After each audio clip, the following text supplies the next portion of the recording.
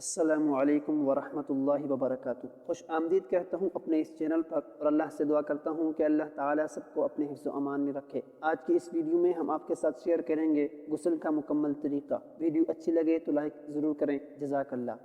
مسئلہ نمبر 1، غسل کرنے والے کو چاہیے کہ پہلے گٹے تک دونوں ہاتھ دھوئے، پھر استنجا کی جگہ دھوئے۔ ہاتھ اور استنجا کی جگہ پر نجاست ہو تب بھی، نہ ہو تب بھی، ہر حال میں ان دونوں کو پہلے دھونا چاہیے۔ پھر جہاں بدن پر نجاست لگی ہو پاک کرے، پھر وضو کرے، اور اگر کسی چوکی یا پتھر پر غسل کرتے ہوں تو وضو کرتے وقت پیر بھی دھو لے، اور اگر ایسی جگہ ہے جہاں پیر گندے ہو جائیں گے اور پھر دھونے پڑیں گے تو سارا وضو کرے مگر پیر نہ دھوئے۔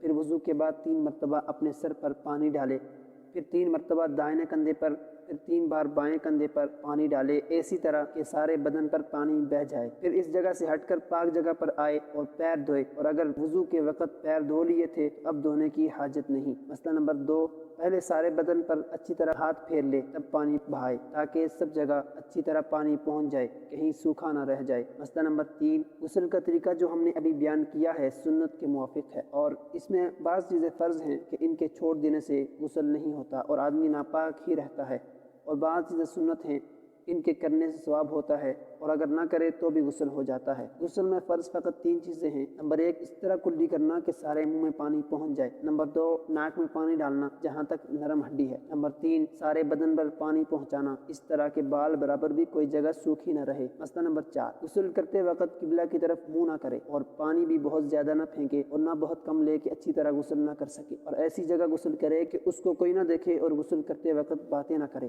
اور غسل کے بعد کسی کپڑے سے اپنا بدن پونچھ لے، اور بدن ڈھکنے میں بہت جلدی کرے، یہاں تک کہ اگر غسل کرتے وقت پیر نہ دھوئے ہوں تو غسل کی جگہ سے ہٹ کر پہلے اپنا بدن ڈھکے پھر دونوں پیر دھوئے۔ مسئلہ نمبر 5، اگر تنہائی کی جگہ ہے جہاں کوئی دیکھ نہ پائے تو ننگے ہو کر نہانا بھی درست ہے، چاہے کھڑے ہو کر نہائے یا بیٹھ کر، اور چاہے غسل خانہ کی چھت پھٹی ہو یا نہ پھٹی ہو، لیکن بیٹھ کر نہانا درست ہے کیونکہ اس میں پردہ زیادہ ہے، اور ناف سے لے کر گھٹنے کے نیچے تک دوسروں کے سامنے بدن کھولنا گناہ ہے، اور اگر عورت دوسری عورتوں کے سامنے بالکل ننگی ہو کر نہاتی ہے تو یہ بڑی بری اور بے غیرتی کی بات ہے۔ یہ تھی آج کی چھوٹی سی ویڈیو، امید کرتا ہوں ضرور پسند آئی ہوگی۔ اگر پسند آئی ہو تو چینل کو ضرور سبسکرائب کر دیں تاکہ اسی طرح کی اسلامک ویڈیوز کا نوٹیفیکیشن سب سے پہلے آپ حاصل کر سکیں۔ اپنا بہت سارا خیال رکھیے گا، ملتے ہیں نیکسٹ ویڈیو میں، تب تک کے لیے اللہ نگہبان۔